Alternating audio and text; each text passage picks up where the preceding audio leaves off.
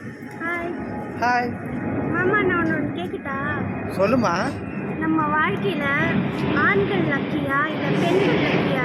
கொஞ்சம் விளக்கமாக சொல்லு. ஓஹோ, இதில் என்னம்மா சந்தேகம்? ஆண்கள் தான் லக்கி. எப்படி? அம்மா, அந்த காலத்துலேயும் சரி இந்த காலத்துலேயும் சரி எப்போவுமே தாய்க்கு பின் தாரம்னு சொல்லியிருக்காங்க. ஆமா. ஆனால் எங்கேயாவது தந்தைக்கு பின் கனவுன்னு சொல்லியிருக்காங்களா? சொன்னதில்லை. ஆமாம். ஏன்னா வாழ்க்கையில் ஒவ்வொரு மனைவியும் தாய் இல்லைன்ற குறைய ஒவ்வொரு கணவனுக்கு தீர்த்து வைக்கிறாங்க. ஆனால் எங்கேயாவது ஒரு பெண்ணுக்கு தந்தை இல்லைன்ற ஒரு ஃபீலிங்கை ஒரு கணவன் தீர்த்து வச்சிருக்கானா? இல்லவே இல்லை.